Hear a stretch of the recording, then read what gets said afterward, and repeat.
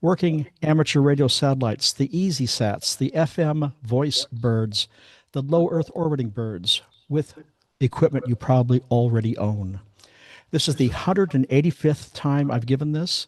Uh, I'm internationally known. I did this in South Africa. I did this in Europe a couple times, in Vancouver, British Columbia, and Texas, another country, and having a great time. I've only put 17 people to sleep in the last 15 years. Because I'm in California, I have an attorney, and so here's the disclaimer for tonight's talk. I'll give you 10 minutes to read this. Here's the bottom line. What I'm going to tell you this evening might be outdated in 10 days. We might have a new satellite. We might lose a satellite. The ISS will go into a different mode for us. We might have ham TV. So just go to sites we'll talk about that will keep you abreast, and make sure the website authors respect you enough to date what you're looking at. I had a Boy Scout scout leader call me about 6 years ago.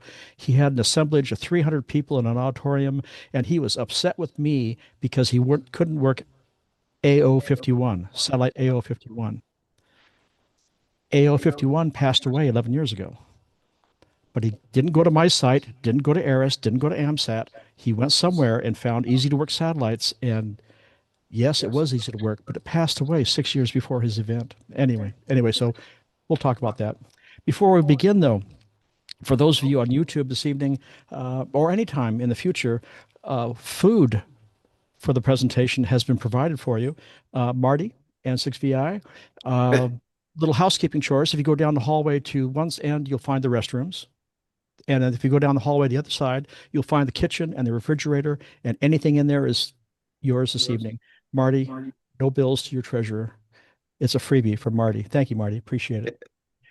Something a little space related. I found out that the distance between the Earth and the sun is the length of 3 CVS receipts. Have you been to CVS lately? It's like, good Lord. Okay, sorry. So, okay, I'm in Southern California. Let's have some fun. Let's have some fun as we learn some stuff. Dr. Jane Rigby and this magnificent Webb telescope that we are getting these phenomenal images. This is 2,000 light years away. 2,000 light years away. Look at the detail. And just for you YouTubers this evening, I know this astrophysicist's favorite joke. Would you like to hear Dr. Jane Rigby's favorite joke? Of course you do. Why can't you trust atoms? Because they make up everything. So why can we get definition like this 2,000 light years away, but our own FBI can't do anything better than that for us? I don't understand. I don't understand. Close enough for government work. Yes, indeed. We know what this is. That'll do, ingenuity. We had a helicopter on Mars. Let me repeat that. We had ingenuity, a helicopter on Mars. Is that who could not be proud of that, no matter what country you're in? This flew up in the belly of the Perseverance and was only meant to perform up to 5 test flights over 30 days. It ended up performing 72 flights over almost 3 years, but it broke a rotor. And if you remember the movie Babe, about the pig, and Father Hoggett at the end said, "That'll do, pig." Well, this is my that'll do ingenuity. What a phenomenally, everyone was proud of that project. Another space related project, we were all watching the Perseverance's first photos from space. This was the first one that came down. We went to bed a couple hours later. The second photo came down, still black and white. Indeed. And then the color photos started coming in the next day. Just look at the detail. Look how gorgeous that is. The Perseverance from Mesa, Arizona. I mean, from Mars. How phenomenal is that? And speaking of April 1st, NASA just released last April 1st some top secret information. They found all the lost socks from the dryer. They're up there. They're up on Mars. 3, 2, 1. Okay, let's go. Let's go. The Perseverance turned its cameras around and shot Earth. You can see Earth as just a little dot at the end of that arrow, and that is Earth from Mars. The first time that shot's been taken. Isn't that beautiful? Earth from Mars. And it's already been colonized. Okay. All right. Enough of that. If you go to nasa.gov, nasa.gov, guaranteed you'll come back with screensavers and backgrounds for your phones, tablets, computers. Just gorgeous, gorgeous shots. Ah, just breathtaking. That's as big as a football field, folks. Oh, oops, sorry. uh, there's the Canadian robotic arm. Arm. That's not me. Wish it were. The cupola. Um, Don Pettit has shot thousands of photographs through here that he's producing an online book for us. This is a picture about 5 or 6 years ago. They substituted a different jumper cable that was going to accommodate a commercial client, but it messed up the 2 meter 440 antenna for ham radio. And we all thought, oh God, they've already stowed it away to come back home. It's going to take months for this to ever get back together. They respect ham radio. They enjoy ham radio. Within 3 weeks, we had this thing put back together. That jumper cable right there came from ham radio outlet, I think. No, it didn't. No, it didn't.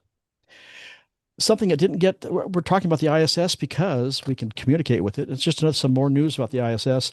A couple of years ago, a Russian cargo ship was launched. It mated and docked successfully with the ISS, but then its thrusters came on. This turned the ISS a revolution and a half, not violent, but something definitely wrong. Um, and if for those of you who remember the Cold War, it is just so Cold Warish hearing Houston and Moscow dispatchers working in tandem to try and stabilize this. It was just something to be very, very proud of. Uh, but anyway, things like this happen and they don't get the press I think they should have. Two of my favorite photos. This is the Endeavour on her last mission. This is Expedition 22, STS 130, and I just love that photo. It is coming towards the ISS on her last mission. And then who knows what this apparatus is? YouTubers? No, that's a good guess.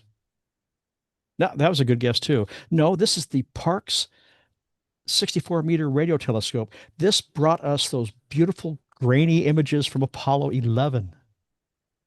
Yeah, how cool is that? But it gets better. But it gets better. Look underneath the focus cabin. See that streak of light? That's the International Space Station. It's a time-lapse photography. It gets even better, folks. It gets even better. Look to the right. Look to the right.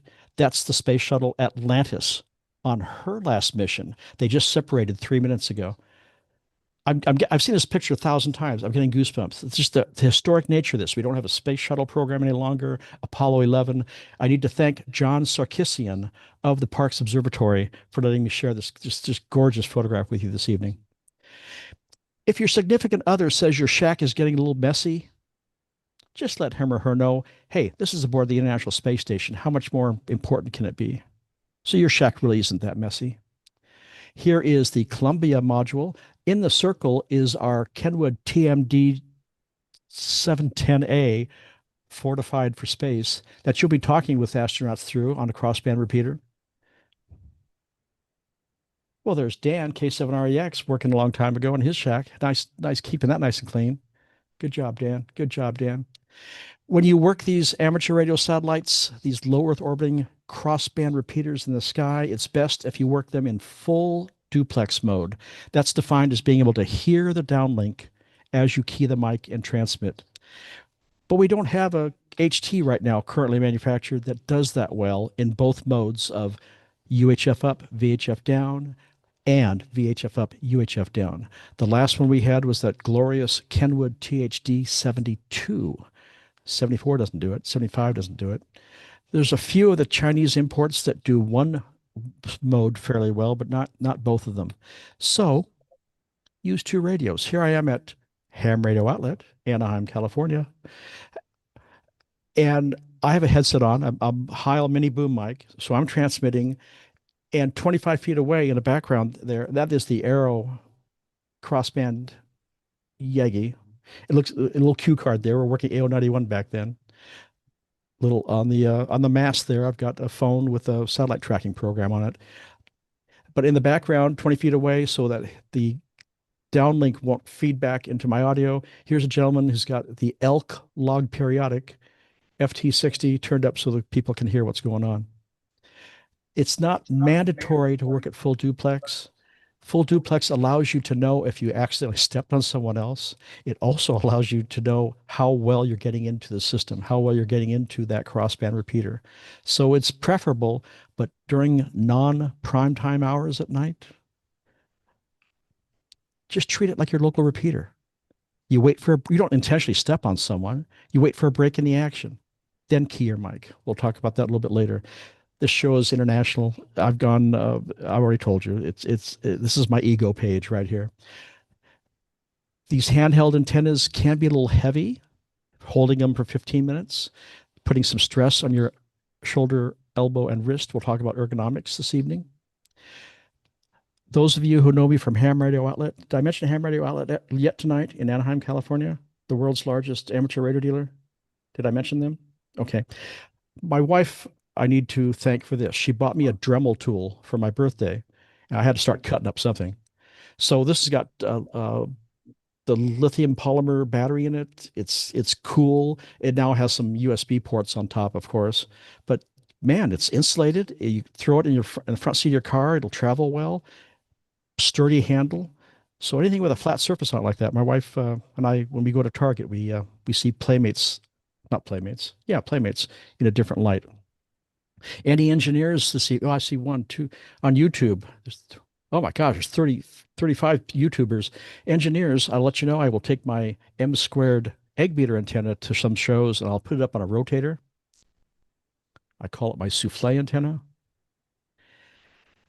That's a bad joke. I apologize. Please know that your $15 homemade tape measure beam will outperform the $358 M squared egg beater. Egg beaters are wonderful for general receive, but you want some more directionality, some more gain than that antenna will give you. Usually people who get the egg beaters have to get preamps and things. And when you see how simple it is, you wonder, why are people using preamps for any of this? This is my QSL card shot at the Los Angeles County Fair a few years ago. We just worked 3 countries with 2 watts. I didn't say cities. I didn't say counties. We worked Mexico, San Francisco, and Vancouver, British Columbia. Why 2 watts? What's the maximum of amateur radio? Use the least amount of power needed to make it happen. And I knew with that antenna and a 45-degree pass, 45 degrees is halfway up the sky. I knew we'd do it. I knew we would do it. Oh, there's one of Marty's first. This is for Marty. This is one of Marty's first testing sessions he ran a few years ago. And all of them passed. All of them passed. I volunteer for the American Radio Relay League, the ARRL. I'm a type of person who would rather know ahead of time when some legislation might affect this hobby, as opposed to finding out afterwards. And for that, the ARRL has been marvelous for me since 1994 when I joined. They are our country's largest lobbying body for amateur radio interests. Yeah, there's some discussion about board procedures and things, but they have wonderful educational material. They support clubs. I talked to a club last night in Michigan that received a $10,000 grant to get their people radios and working on a repeater antenna that had a disaster. ARRL, ARRL.org. Show of hands, please, who's already a member of the ARRL? Okay, according to my YouTube counter, 67% of you. Great. Who is not yet an ARRL member? A few of you, a few of you. And who just refuses to raise hands during Zoom sessions like this? 12%. Your membership fee will get you 3 or 4 different magazines online on a monthly basis, online services. You'll get your own email address that you can forward your call sign at arrl.com, I believe. You get discounts on their online educational materials, and there's a cool equipment insurance plan that clubs and individuals should be looking at. It has they have a liability policy for your clubs. It would cover your members as they come to and from meetings or to and from your events. I've been with State Farm for more than 50 years, and they could not match the premium that I was quoted from this well-rated insurance agency. It's $1.60 per $100 evaluation, a $50 deductible per loss. But here's the kicker: current day replacement cost. I showed that to State Farm. They couldn't do it. They couldn't do it. So arrlinsurance.org. You might not ever talk to Cheryl. She doesn't want to hire an administrative assistant to man the phones. It's all done online. You can change your inventory during the year, but arrlinsurance.org. Look for it as a club. Look for it as an individual. I also volunteer for AMSAT, Amateur Radio Satellites in Space. I am an AMSAT ambassador. Whoa, cool. AMSAT was founded in 1969 as a nonprofit. Our mission is to build satellites and to disseminate information about them to the planet. Speaking of the planet, we're international in scope. There are about 20 chapters worldwide. We're a 501c3 also. You know what that means. It's tax deductible. Put us in your will. Put us in your will. The grandkids will be the only ones who are upset. I also volunteer for ARIS, Amateur Radio Aboard the International Space Station. Not only does ARIS get equipment on board for us, and we're going to have a Raspberry Pi for us, an ARIS Pi in a couple of years, but they also coordinate those wonderful interviews that students in classrooms have with astronauts who are orbiting in the International Space Station. We have conducted almost 1,800 of those experiments. So 1,800 times about 20 students each time, times a year's worth of STEM learning, times between 100 and 400 people in the audience. Oh, amateur radio is making a difference, making an impact. So there they are. I know most of you already have these bookmarked: ARRL, AMSAT, and ARIS, all .orgs, each a 501c3. Any Raspberry Pi folks? Oh, look at the hands go up. My goodness. We have 2 Raspberry Pi 4s on board right now that are mainly used by the European Space Agency for projects. But ARIS is going to get a Pi up there for us. It's a part of a 10-piece interoperability communications project that we're in project number 2 or 3 right now. But we're going to have a Pi that you and I might be able to access. Those are the old 3s. I have that same Pi, but it's not in that $10,000 case that was mandated by the space agencies. The new 4s have the wonderful Pi uh, long lens, and the other one has an incensed, improved Sensat. It's not mad. It's not incensed. And these are there's a middle school students in England are sending up projects to this. Middle school students. I have a picture of a woman's output. A woman. It's just a middle school student. Defoliation in Africa is what she's studying from the ISS. Can you imagine her first job interview? Yes, I've written some code before. It's aboard the International Space Station. Middle school is the same as it is in America. It's 7th and 8th graders. You want to see data on defoliation in Africa? Anyway, amazing. If you go to astro-pi.org, astro-pi.org, you will see a magnificent teaching and learning and marketing of space for the world. Just a wonderful, wonderful project. And then many of us have gone outside early in the morning or right after sunset and seen the ISS streak across the sky with the naked eye. Oh, this is exciting. This is exciting. I was at my local Best Buy one night, and man, oh man, it wasn't the FM repeater wasn't working, but we saw it. We saw it. Commander Reed Weissman gave us some airtime a couple field days ago, and some think that this is the most exciting simplex contact we can make. Turn your volume up. Turn your volume up.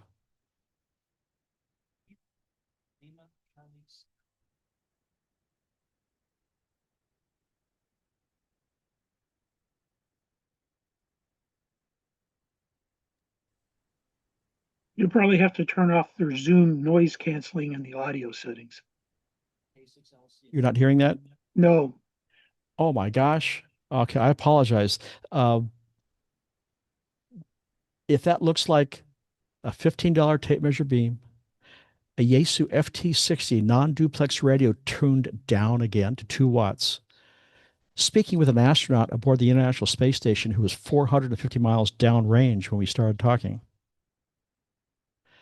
Just think of these as the ultimate line of sight experiment. If there's no trees, no geographical or hills between you, skyscrapers, if you can see it, not literally, but if you have nothing blocking you, you're going to be working these satellites when they're several hundred miles away. I was fortunate to orchestrate one of these ARIS contacts here at historic Playbob Airport. Historic because it is chapter one of the Experimental Aircraft Association. There we are in Hangar 16. There we are with our Telelink set up for the audio. There are our students in the foreground. There's Don Pettit up on the screen talking to us.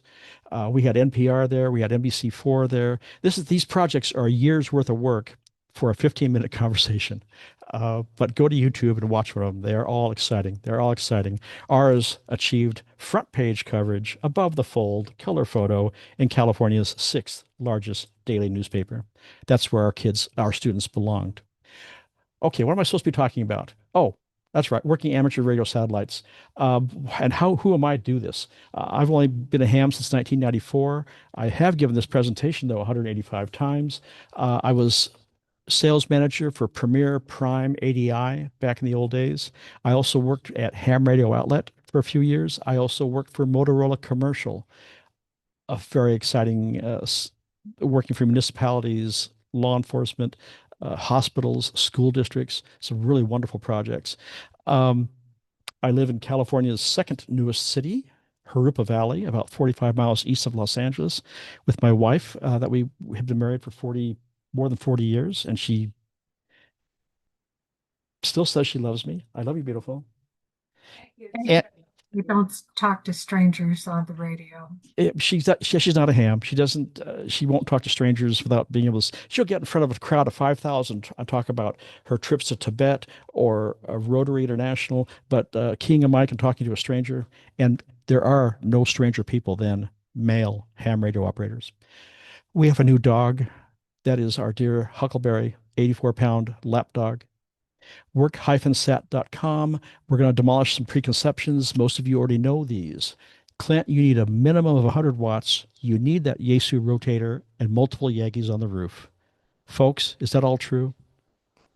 Well, we asked Dr. Fauci. Dr. Fauci, is that true? Absolutely not. No, it's not. But Clint, it's an expensive proposition to do this, isn't it? Who doesn't like Jack? Jack, is this expensive? No, it's not. Most hams already have the necessary equipment. There's the iconic ICOM W32A early serial numbers, a true full duplex radio. Remember the Anley AL800 antenna? It collapsed to about 12 inches, it extended about 15 feet, putting all that stress on your BNC connector. Well, a friend of ours, who is now a silent key, but Alan made more than 9,000 contacts with that radio and that Anley AL800 antenna. For 2-meter receive, it's wonderful, but transmitting on 440 on 23 centimeters, you really want something with more gain, but it can be done with a handheld. Actually, when Aerosat 1 was launched, the first reception of it was on a VX7 Yaesu handheld with stock antenna.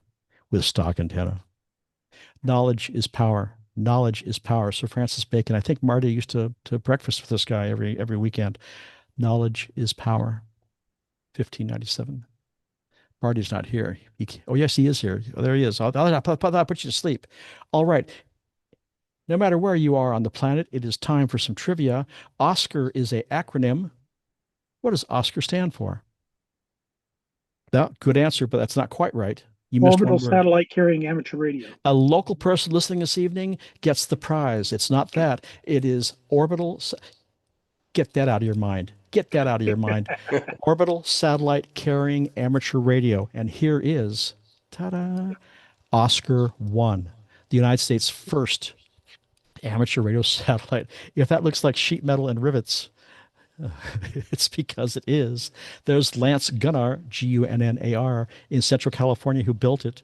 Talk about surface mount componentry. Boy, don't need a magnifying glass for any of that.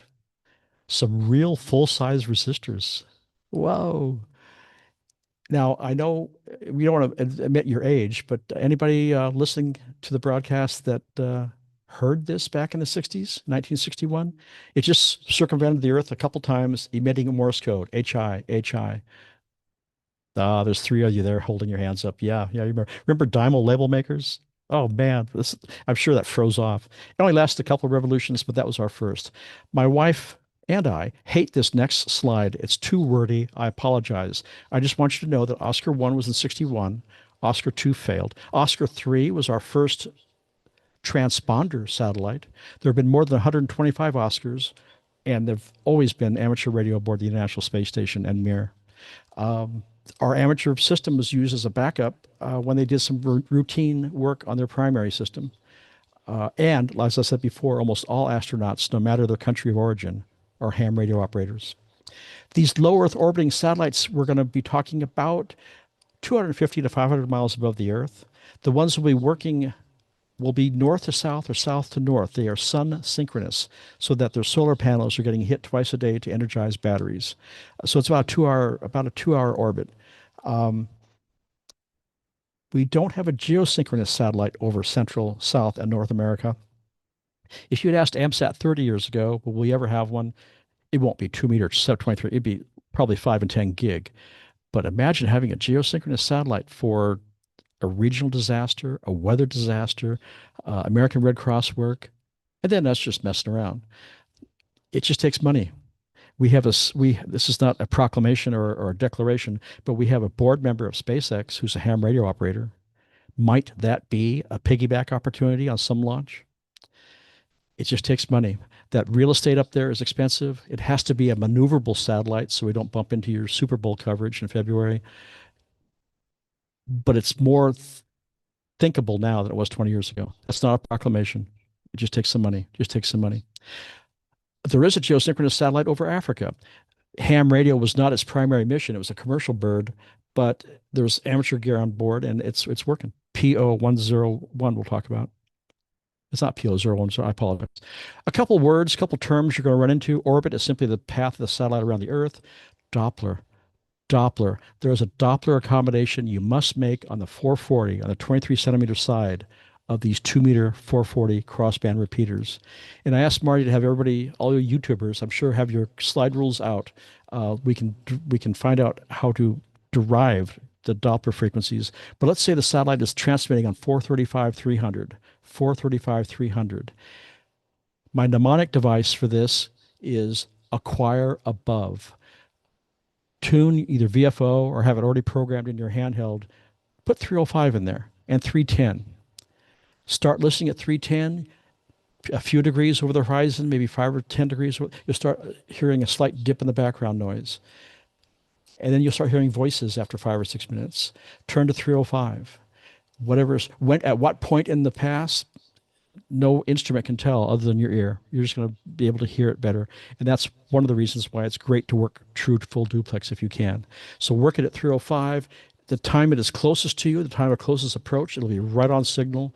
And those of you who have worked this will testify that the background noise goes to as marvelous as your local repeater. It's just phenomenal.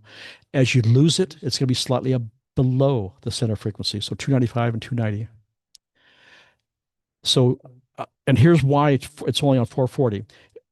With your slide rules, well, forget this. Engineers only care about this. I did it for you. Here's a decent pass of a low Earth orbiting satellite on 2 meters there. Look, it's only plus or minus 3, only a 6 kilohertz deviation. But look at the Doppler correction needed on 70 centimeters. I said 23 centimeters earlier. I apologize. 70 centimeters for 440. 20 kilohertz deviation in that signal, plus or minus 10. So whether you're transmitting on 70 centimeters or receiving, you have to accommodate for Doppler. For the 2 meter side, if you are working computerized controlled Yagis on the roof, horizon to horizon, yeah, you might accommodate a little bit for Doppler. There is automatic frequency control built into most of the satellites, but not plus or minus 10. Not plus or minus 10. LEO is an acronym for low Earth orbiting, HEO is high Earth orbiting, and GEO is geosynchronous. We already discussed that. Uplink is your transmitted signal to the satellite. Downlink is what's coming from the satellite. Footprint will be the oval or circular pattern on Earth where you should be line of sight to the satellite. And the satellite prediction programs the satellite pass prediction programs we're going to discuss are usually very conservative with that footprint. Hey, there's the footprint. Cool. And some of you are thinking, you know, why get involved with these? It's only a 12 or 15-minute pass. It should be in no one's 911 plan because they aren't manned 24/7. And this satellite pass is not going to coincide with your typhoon. It's just another aspect of this magnificent hobby. Most of you listening to this wear more than one hats in your club in this hobby. This is just an aspect of the hobby, 2 meter, 440, technician stuff. There's nothing for me more exciting than going to a regional park, sitting at a bench, unfurling a tape measure beam, and starting to talk to terrestrial stations or to a satellite. You get families coming over. You find out what they're learning in school about math and science and space and STEM and STEAM curricula. Of course, you'll have your local club's membership form in your back pocket, but it draws a crowd. I took it to a yogurt shop my last birthday as we worked the ISS. Yeah, it's just another aspect. And if you don't like it, you can use it the 2 meter 440 tape measure beam you can build. You can use it for tea hunting. Let's flip forward to 2004. We talked about AO51 before. This was the most magnificent marketing educational tool in the satellite world ever. It was so easy to work. Cost a little bit more than $61. This we took this into schools across the planet. There it is in its CubeSat platform. There we are on the front, right next to the P on the left. There are 3 CubeSats on this payload, but we're the only amateur payload on this satellite launched from Russia. We had 56 channels of telemetry. We put it into 1.2 gig receive for those who had that Alinco or ICOM HT that had 1.2. A phenomenal project. Loud, clear, strong signal for its entire life. It's long gone, and we've been trying to duplicate the wonderfulness. Is that a word? Wonderfulness? I made up a word. We're trying to duplicate how gorgeous this was working. Again, sun synchronous, north to south, south to north. In your satellite career, you're going to get to a point where you don't take your tablet out. You don't take your printed past predictions. You'll just know south to north or north to south from seeing it on your shack, and about whether it's going to be to your east or to your west. You'll get that familiar with them, and it won't take that long. When your wife goes on her first trip to Tibet for 6 weeks, you got some spare time. So you move the coffee maker into the shack, and you go to other projects' sites, other satellite project sites, download their telemetry reading program, download telemetry from their satellites over North America, and send the data back to them. Let them know how well their satellites are performing. This is just cool stuff. This might be too geeky. I apologize. Battery condition, solar panel condition, just really cool stuff. But again, your significant other has to be several miles away to break this out overnight. The Saudis have a bird up for us. Show of hands, please. YouTubers, get ready. Show of hands. How many have had a HT battery last for 23 years?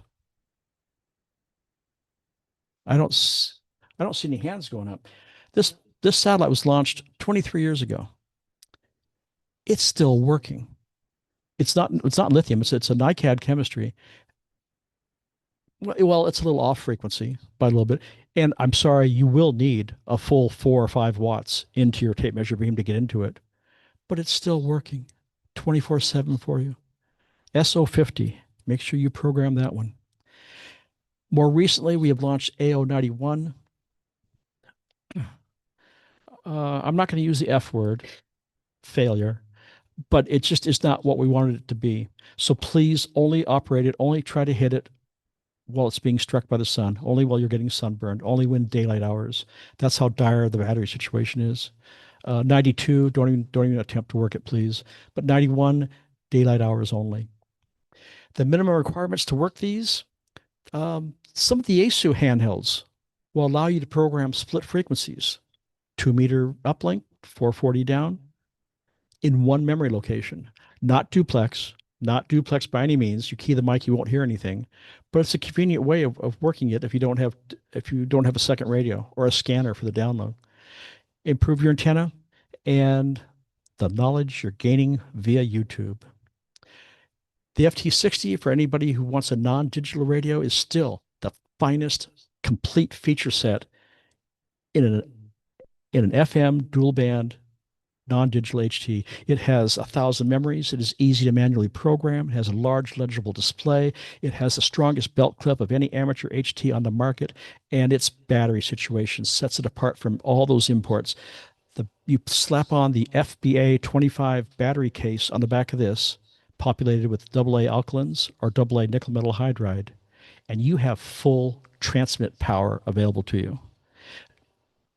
Put the AA case on the THF6A, you've got 500 milliwatts for a few minutes. You put the little tiny one on some of the Yaesu smaller rigs, like the VX6, you've got 150 milliwatts for a few minutes.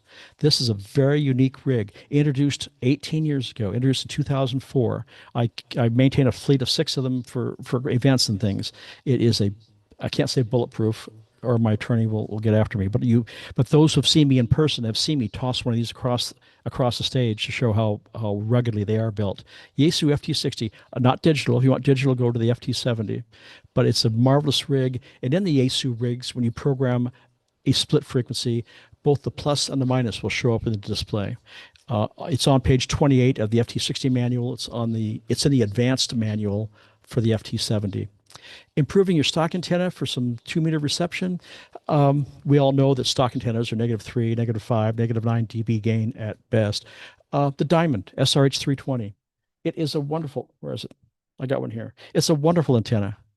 It's expensive, and it's always 15 inches, almost 15 inches long. A better performer at half the price. Hams like bargains, don't they? Yeah, I think everybody likes bargains. The Smiley 270. It's a collapsible metal rod. I don't recommend that on SMA connectors because they're delicate, but we'll talk about that in a second. But this will outperform the Diamond SRH320 at half the price. And it does come in SMA male, SMA female, and BNC. But if you're going to be working and changing satellite antennas and doing things, here's the mistake you can make. That coil in the base does protect the rig from damage. But if you're going to be changing antennas and working with satellites a lot, quality SMA connectors are only rated at 300 to 500 disconnect connects. And if you're using one of the less expensive imports, that's not a quality SMA connector. So make it a BNC. Get an adapter. Something to change it to BNC. I'd rather see you wear out a $12 adapter than have a throwaway radio thrown away or a $60 repair job at Yaesu. Except that Yaesu CN3 adapter on the left, I think it should be outlawed. Wow, that's pretty bold. After being a Yaesu fan, here's why. Imagine putting heavy coax or a heavier antenna on either of these two radios. The one on the left, the arrow is pointing. You put some stress on that connector. It is yanking against the center pin on your circuit board. It's going to fail during your event. It's going to fail during your net. It's going to fail at some point in time. But look, the one on the right, it's got a rubber cushion. It's a shock absorber. It absorbs shock. It allows you to make some mistakes with the radio. I've seen this worse in the field. I've seen N and PL down to SMA. And if you just had your dinner, I apologize. Yeah, I know, or heart surgery. I've seen this. Pretty scary stuff. Pretty scary stuff. All right.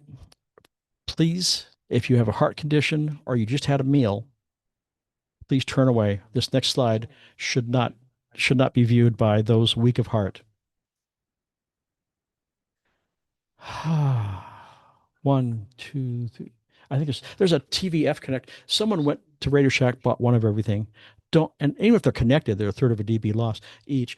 Don't do this to your radio. Don't do this to the hobby. Don't let a reporter come to your event and say, oh, this is why they call it amateur radio. We have Dave locally here who's showing us one of these cool cushioned adapters. Hey, there's a shot from Ham Radio Outlet, Anaheim, California, 933 North Euclid Avenue, 3/4 of a mile south of 91. And there are the two diamond adapters. There's a lot of difference between how antennas mate to the top of their chassis. So ask a fellow ham, ask Ham Radio Outlet which one is best for your HT. But protect your SMA. Protect your SMA. When your wife goes on her second trip to Tibet for 6 weeks, you pull out your Motorola signal generator and you start testing HT antennas. This is a waste of time. Repeat, this is a waste of time. As we all learn in adolescence, longer is better. And about 15 inches, 17 inches is where you want to be, like the 17-inch prime or the SMA 204, I think, from Diamond. 17 inches is where you want to be.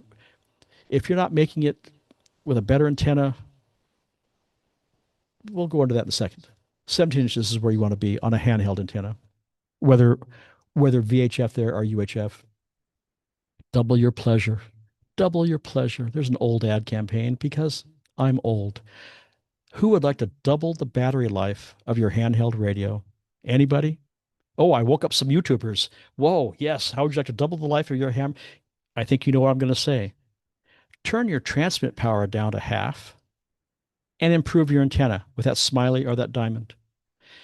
Any engineer here will tell you if you're not making it line of sight, voice FM on 2 meters and 440 with 2 watts, odds are you're not going to make it at 4 or 5. Engineers, am I correct? Yeah. So there, I just doubled your battery life. You want to improve your battery life even more? Oh, yes, we do. Oh, I heard the YouTubers. That was great. Use an audio accessory. Use an earpiece. What's the first thing you'll do with the volume control if you have an earpiece? Yes, sir. Yes, sir. You'll turn the volume down. What eats up batteries in handhelds? Keying the mic and loud audio. So I'm not charging Marty and the club anymore for this tip this evening, but there I just more than doubled your battery life. You don't need the second battery with the FT70 immediately. Decrease your power. I just laugh at these import radios. 12 watts, 8 watts, 12, 13, 4. No. You saw me talk to an astronaut who's 450 miles away with 2 watts. Get perpendicular. This was a banner I had on my truck until I realized I needed to respect my marriage more. But when you walk outside your front door and you key your mic on your handheld, your transmitted signal is leaving essentially the top third of your antenna, going out 90 degrees, expecting to hit a friend down the street or your nearby hilltop repeater. Well, most of the amateur satellites are not land-based. 3, 2, 1. Most of the amateur satellites are not land-based. So get that perpendicular relationship that you had with your ground unit, just tilt it. Tilt it. It's not a minute, fine, stressful degree by degree. There's a lot of slop involved, but just get that relationship to match the orbit of the satellite. At the the Santa Barbara Ham Fest a few years ago, and Marty, I've got some years on you. I get weepy when I see this. This young man on the left, he just acquired his ham radio license the Friday before. His first amateur radio contact was working satellites with me at the Fan Fest. It gets better. I had his dad and his grandfather. I had 3 generations of hams, each working satellites for the very first time. How cool is that? Oh, man, it makes me weepy. It was very cool. Very cool. Oh, you saw that hacksaw handle on my arrow. Ooh, we'll talk about ergonomics in just a minute. Well, let's talk about it now. The arrow antenna is 3.6 pounds, and holding it with its included bicycle hand grip on the end of the mast, it puts some stress on your wrist. So what I've done, I've actually made my whole setup heavier, but I have counterbalanced it. This aluminum angle is wide enough for the radio. Anything mounted on the back end of the mast will not affect performance, will not negatively affect performance. So my whole setup is heavier, but with that handle, it's now counterbalanced. It is just cool to work with because almost 20 years ago, in my wrist, I got a defect from doing this, and went over to Keck Medicine, and it took them almost 4 weeks, to determine that I had arrow wrist syndrome. Arrow wrist syndrome. Arrow wrist syndrome. Don't be a victim of arrow wrist syndrome. There is my demo setup. That bottle of Tang is my homage to the space race. It's not full of water. You can see by the cue card, we're listening to ISS slow scan TV. That white thing near me on the end of the mast, that's a USB battery, which I don't carry anymore to power the phone. But the whole thing is counterbalanced and is easy to maneuver. I don't know what the guy's doing on the roof.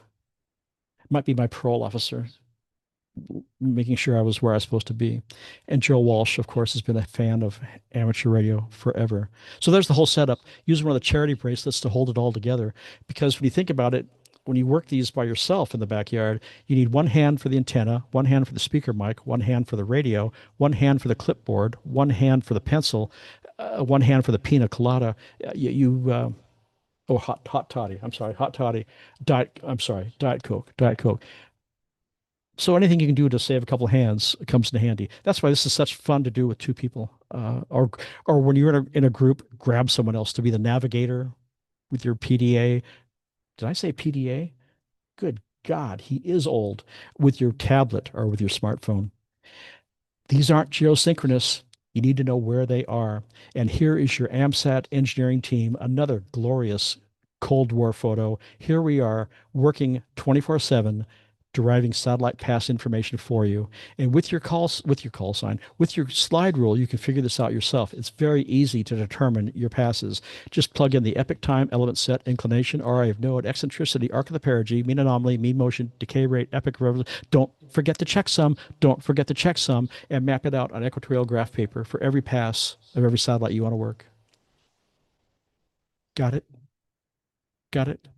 We got middle school students doing this, but you don't have to. You don't have to. Anybody, we're all friends here. We're all friends here. Anybody still have a Trio 650 or a Palm device? Oh, if you can find Pocket Sat, it'll give you pass info. And if you need a battery for that old device, batteriesamerica.com, batteriesamerica.com on the East Coast. They are not a sponsor. I've just been a consumer for 30 years with them. They used to be EH Yoast, Y-O-S-T, batteriesamerica.com. They also carry a bunch of AA cases for your older HTs. Batteriesamerica.com. They've been marvelous for me as a consumer over the last 30 years. If you are an Android, a Droid user, a phone, ISS detector is out there for you. I believe it might be $4.99 in cost. I'm not sure, but it's a very good program. Linux people, Raspberry Pi people, gpredict, gpredict, a glorious graphic for you. It'll control rotators for you later on. You can port it to Mac, to Windows via some other utilities. I take this to shows with me. There it is running on a Raspberry Pi 3B Plus. It's overkill.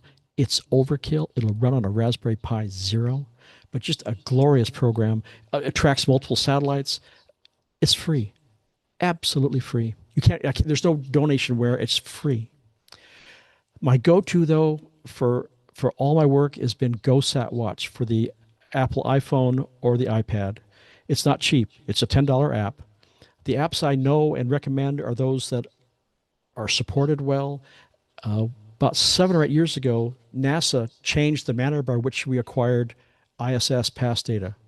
This gentleman, a Canadian ham, had this program rewritten and uploaded to the App Store within 2 weeks for us. That's a cool ham. $9.99, $10. It's in the App Store for Apple. Cool program. You can set alarms. 15 minutes. SO50 is going over you. You can do everything with it. If you are a Windows PC user, SatPC32 is a commercial program. You get a few dollars off on it if you're a member of AMSAT North America at amsat.org. Glorious color, controls rotators for you, tracks multiple satellites. Here's an exception to everything I just said. Here's a program that has not been updated in more than 15 years. Nova for Windows. And if if you've got a Windows XP machine, you don't have to admit it. You don't have to admit it. What was after XP? Was it Vista right after XP? I've forgotten. If you have an older Windows machine, not 10, not 11, well, a couple people have it on 10, but it's not working. This works. This works. Play with it. The code to make it free to unlock it is on my website, but Nova for Windows. It's using the same data for satellite passes. It's just you just need to find an older operating system. Really cool. And you have to apologize. I have to apologize. Look at this low-res Jiffy thing for Windows. Look at this gorgeous image for Mac. Clint must be using Macs. This is Mac Doppler Pro, another commercial program, but you get a discount on it if you are a member of AMSAT. Again, gorgeous images, multiple satellites, and it will rotate, it will operate and control your rotators. All right, somewhere on the planet it's 7 o'clock. And boy, I apologize if you're not hearing this. It is 7 o'clock. Um, who has the answer to tonight's Jeopardy final clue?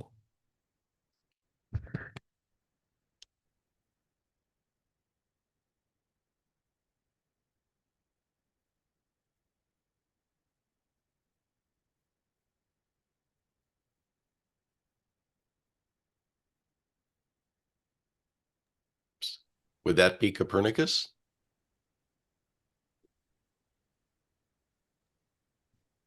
Hugo. Oh, geez. Okay, I have to play that 30-second clip without me interrupting. That's the license I have with Sony. So someone said Copernicus. Great answer, but it's not correct. Anybody might know who this is? This is the only time I've known Final Jeopardy in my entire 100 years of life. Johannes Kepler. Keplerian elements. So the proper answer would be, who is Kepler? But there he is, Johnny Kepler. Just think of that white box as a mathematical statement of the orbit of the satellite. And at midnight tonight, no matter what your time zone is, I'm going to have a special private Zoom meeting where we will decode that box. So if you want to show up at midnight tonight, my time, what are you picking up? What's somebody, the local person, is something in an envelope? The envelope, please. Sis boom ba.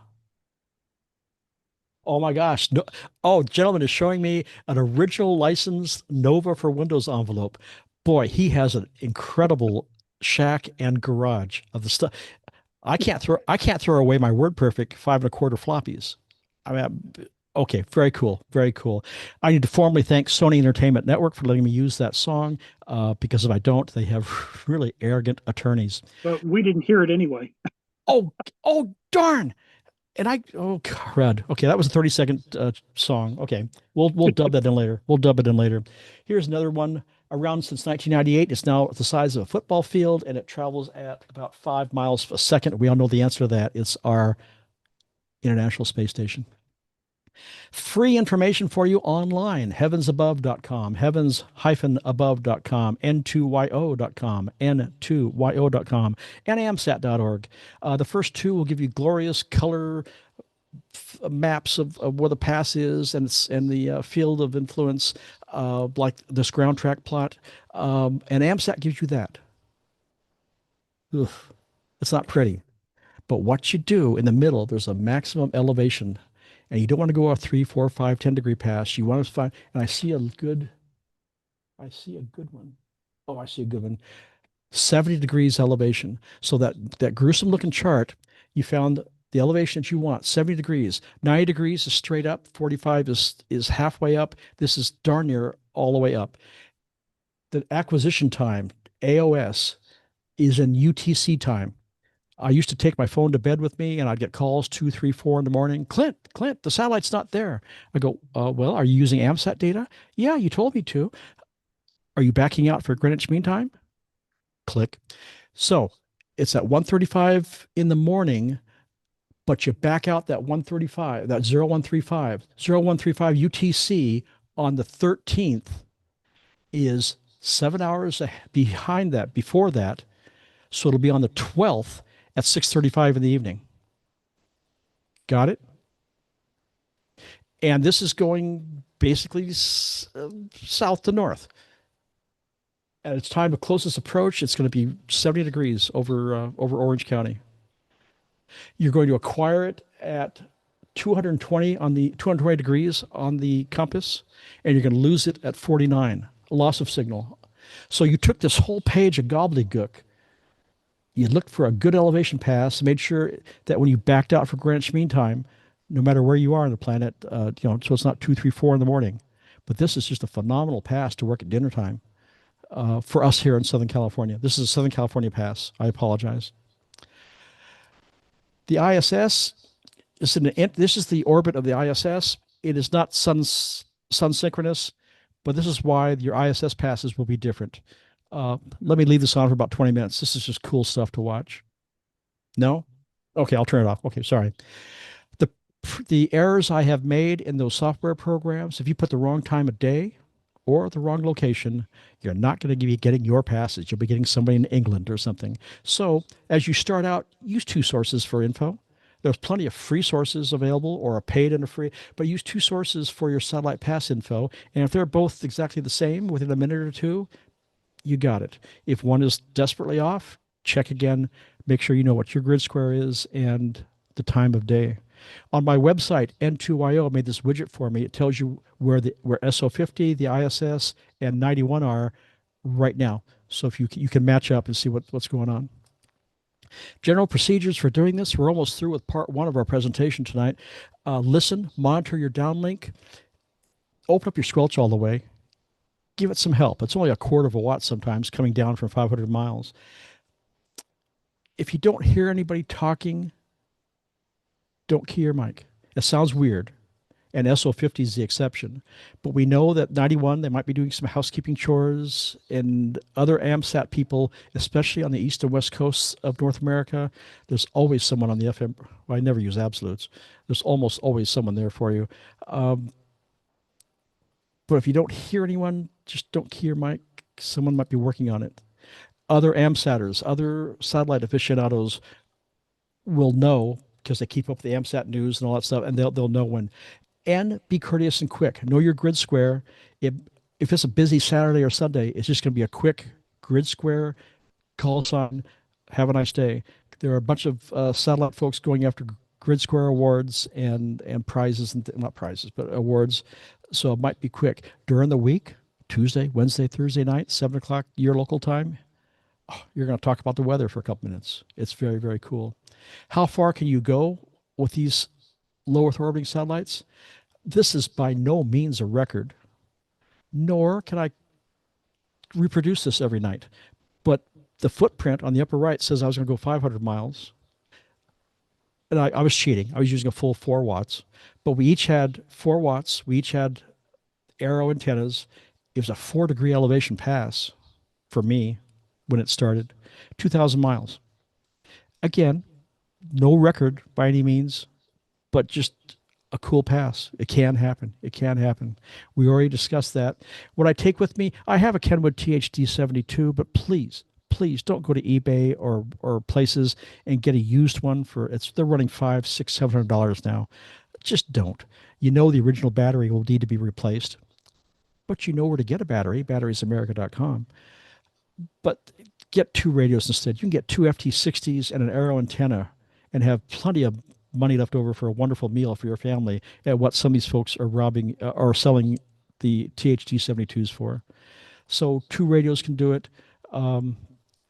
Yeah, do something to protect your SMA adapter too. Here is the chart for SO50. Most satellites require a tone on transmit. Look at the transmit frequency on 2 meters. Are we accommodating for Doppler on 2 meters? No, we're not. So it stays the same. Transmit 145.850. And number 206 is the middle, 436.795. It's a little off. It's 797, but it's rocket science, but it ain't rocket science. So you're going to acquire it slightly above, acquire it at 805 and 800, and work it. And then when it goes away from you, it'll be 790 and 785. Is there a typo on there? What's that? Anybody know what that 74.4 is there for? Oh, a couple of YouTubers know. That's cool. Let's say you've worked SO50 a few times. You're comfortable with it. You know how to get into it.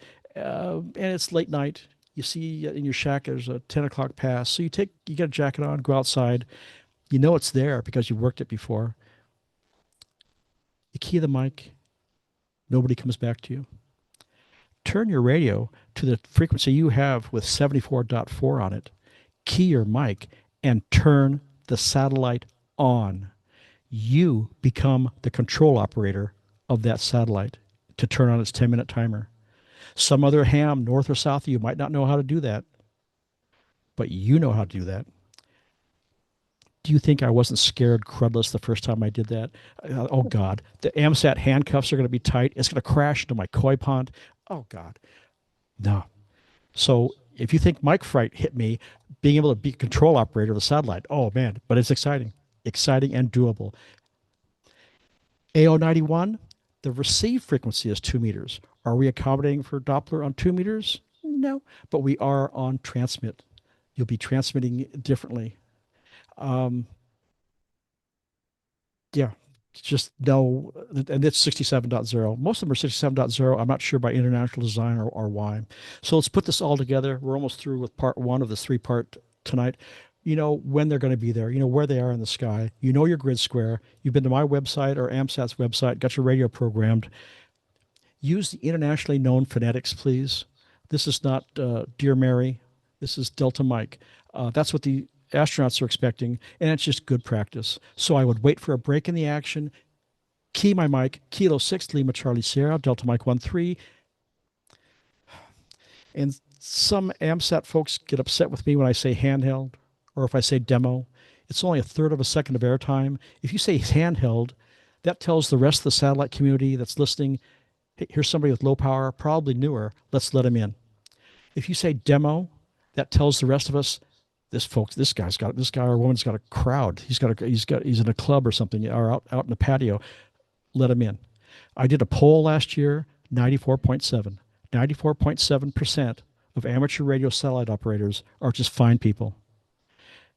We've all made the mistakes. Every one of us has accidentally stepped on someone else. Every one of us has keyed the mic after walking outside and forgot to turn the volume up. So we never hear you come back.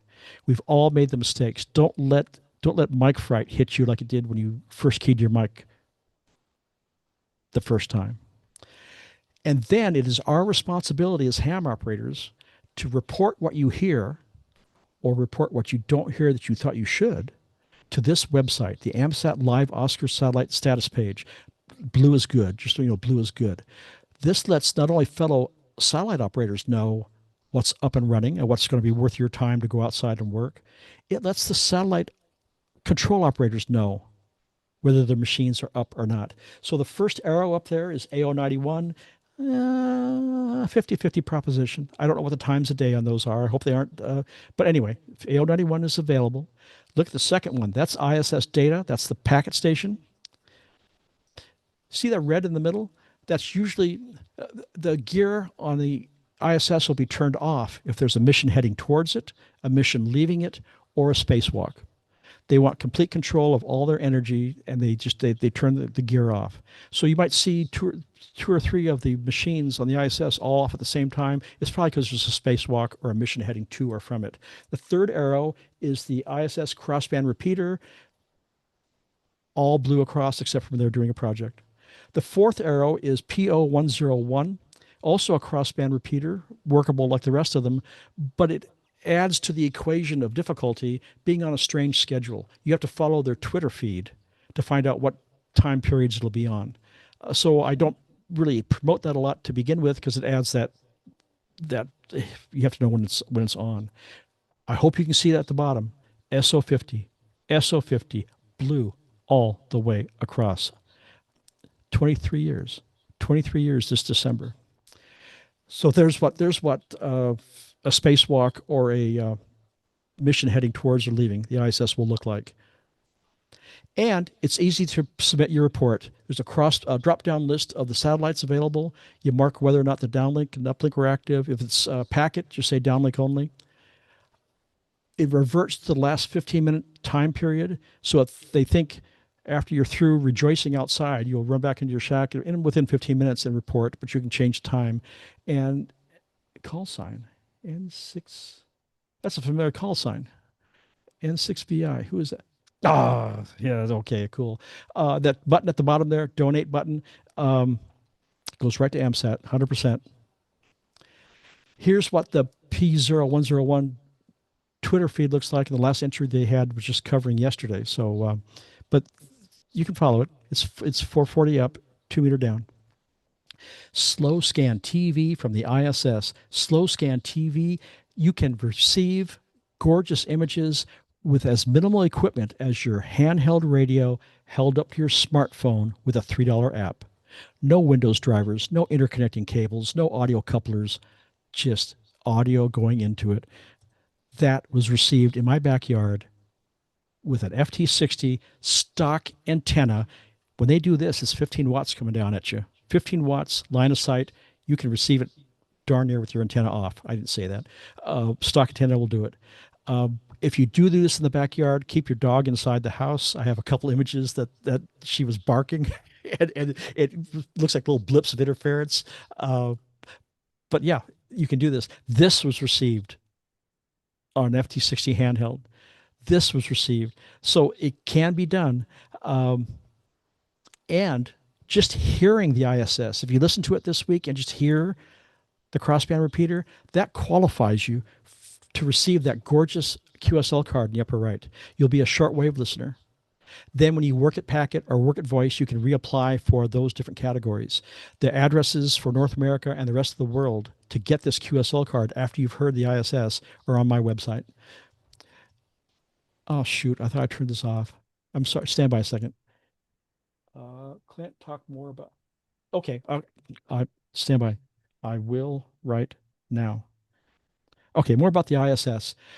There's our 2 meter 440 antenna on the US Columbia module. Looks like tape measure pieces to me. It is a flexible metal that unraveled.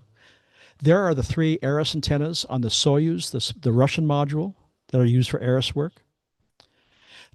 There's a page that tells you what the status is of the ARIS projects. This is just telling you that the Kenwood and the Columbia module's on, and the service modules, Kenwood is also working.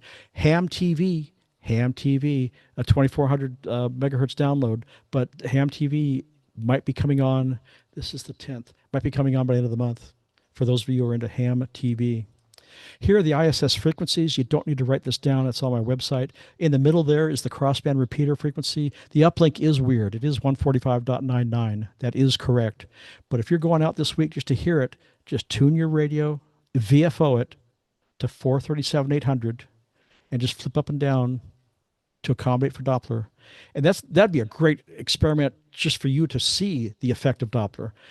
Put it on, just flip back and forth and see how far it deviates from 437-800. And when it's at its closest approach to you, at the closest point to you, it's just phenomenally quiet. It's just a gorgeous, gorgeous signal. All right, that is the end of part 1. Questions? If you go to my website, work-sat.com, scroll to the bottom. In the middle there's satellite show citations, and that gives you in chronological order everything we talked about this evening. So there you have, but there's also a contact us page. There's a phone number for you to call. I don't get those messages till 6 o'clock Pacific time every night. I answer email more quickly. I have one question from a YouTuber. He asked about cross polarization and being able to turn those Yagis. I get a lot of people angry with me when I say cross polarization, turning your Yagi is not a huge deal with what we're doing at this level. Now, any engineer in the room can tell me and prove to me, and I respect it, that by turning your Yagi 90 degrees, you can either increase or decrease your signal from 3 to 20 dB. I know it's true. I know it's real. But I don't experience it a lot. I do experience that phenomenon as I'm losing SO50. Every pass I work, I always subtly, whether within a group or not, I will turn my antenna and see what's going on. Now, am I not experiencing it because there's so much gain in those antennas? I'm not sure, but I have experienced the phenomenon of wanting to turn my antenna 90 degrees as I lose SO50. So that's a wonderful question, and I bet you're an engineer. Yes, the phenomenon exists. It doesn't come into play a lot with these easy to work satellites. That's a great question. Any other questions? Locally, for the gang of 5 here, anybody have a question I could try to answer? Mr. B, Yes? you might Oh my gosh. or the instructions about getting a QSL card. They might drop $1 in the envelope for Yeah. Bruce for postage and envelope. In North America, your requests for QSL cards go to Bruce Hunter here in Southern California. We're all volunteers. Yeah. No matter where you are on the planet, drop $1 in the envelope for a cup of coffee or something. For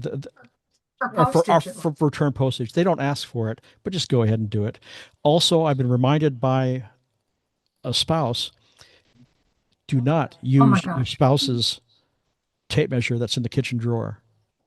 For Or anything. that has a For anything. origin. Also, those expensive Fisker scissors, if those are even in your hand, you're sleeping on the couch for a couple days. Wear gloves so there's no fingerprints. The gloves for fingerprints, but also if you do make a tape measure beam, plastidip those ends. I found some foam golf balls. No matter what you do, that's a sharp edge. And my attorney said either give everybody goggles or put foam golf balls on for demos. So yeah, protect their edge. But yeah, don't take your spouse's tape measure out of the kitchen drawer. I love you, dear. I love you. And we will know if they are not as sharp as we expect them to be. Oh man, yes, yes, dear. I love you. And but wait, there's more. The wire antenna. The barbed wire. The Boy Scouts. On my website, there's an antennas page. There is a 2 meter 440 tape measure beam you can make. There's a project that Boy Scouts made an antenna out of barbed wire pieces and successfully worked the ISS. Is this a phenomenal hobby or what? Anyway, I did have a question on these YouTubers. Okay. Yes. Equipment. Here are the old true full duplex radios, W32A from ICOM. Remember the FT530 from Yaesu? It had the slide-in drawer for the memory battery. Cool radio. Don't go out and buy one off of eBay, but if you see one at an estate sale or something, go for it. The Kenwood TH70, D7 and 79. For bass rigs, the TS2000 from ICOM has a birdie right in the middle of SO50. That hasn't been, but cool rig. So is the 910. Use separate transmit and receive units. There are many more satellites up there. There are many more. There's communication satellites that we're working. There are transponder satellites, single sideband, Morse code satellites. There are digital. There's all sorts of stuff, and that's available for you at amsat.org. Amsat.org. And I just ran out of time.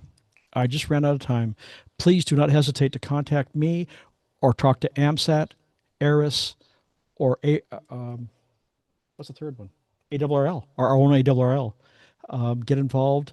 Thank you, this group, RATPAC, for supporting ARRL. That's very much appreciated. I'm an affiliated club coordinator for ARRL and a Diamond Club member. That just means you send them money. All right, I think we can wrap this up, sirs. All right. What do you think? Clint, thank you very much. And just an aside, you talk about the space station quite a bit. The power supply that runs all those radios was built by Kerry Banke down of the San Diego Microwave Group. Wow. Designed and built.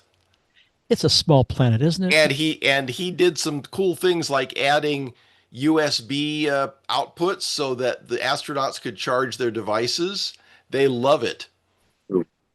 Does he have a website and some photos? What a magnificent project. I don't know, but we could try and hook you up with him and find out.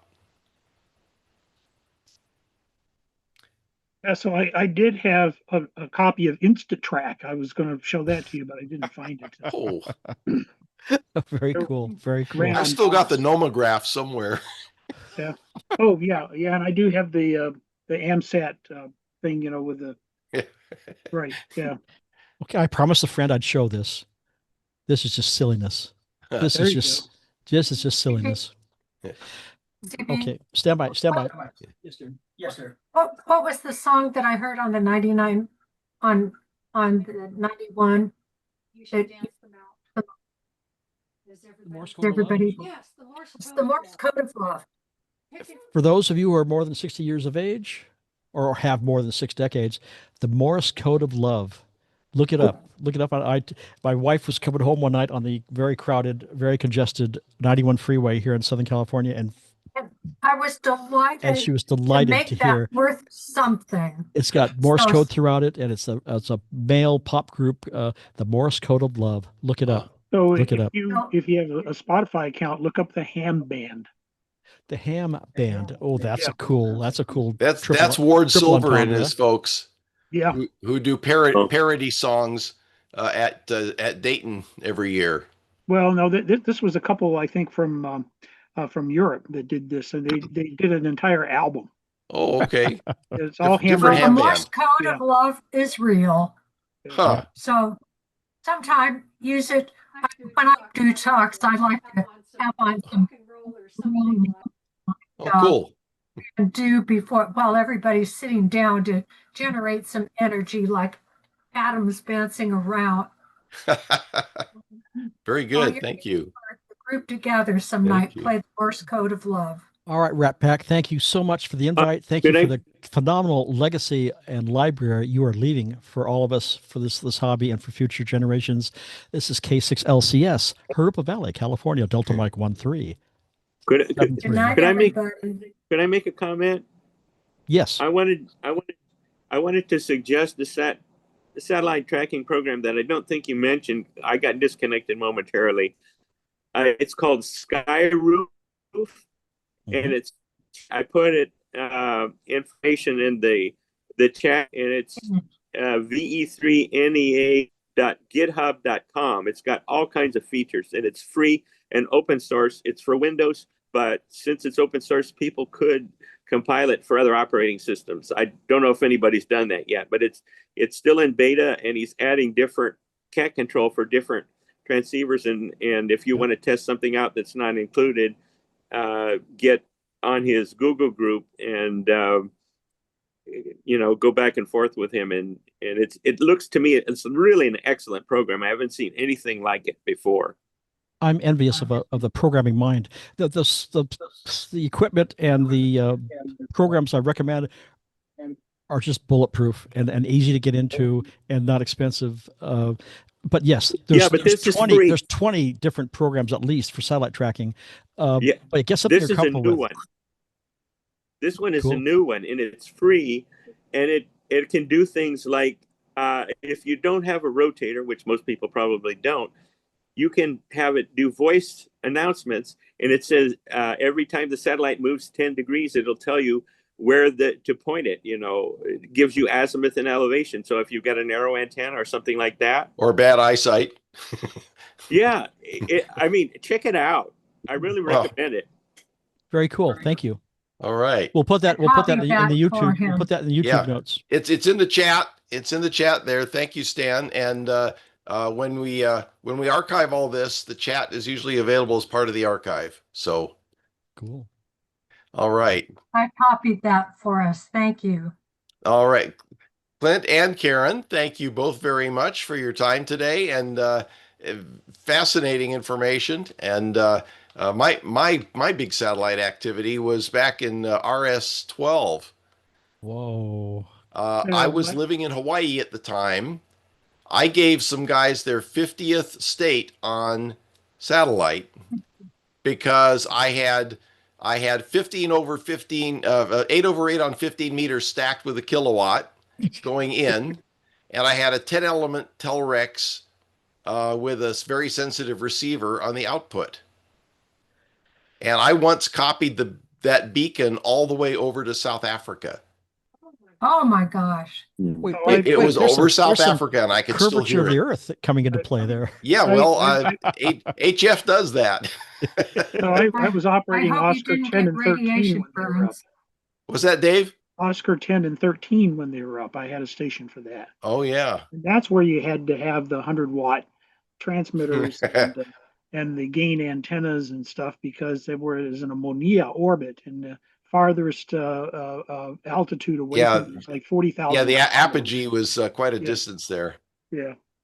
All but right. That was a lot of fun. That's where I made a contact with Sri Lanka. There. So. Well, when it's up that high, it can see about half the Earth, right? Yeah. Yeah. Yeah.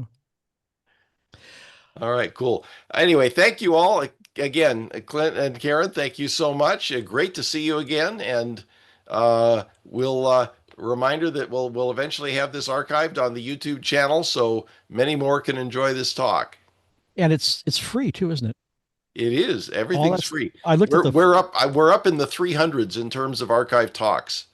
That's phenomenal. Again, what a legacy you're leaving for the amateur radio community. I mean, this is cool. He couldn't be here tonight, but Dan Marlar, K7REX, started this whole thing back about the time of COVID, and it just blossomed. We've got a number of folks who keep this running. Anthony K8ZT, Dennis W6DQ, and Dennis. Yeah, oh yeah.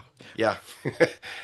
And so we thank them, and we thank you all for showing up tonight, and everybody have a great week, and we're back on for the fall.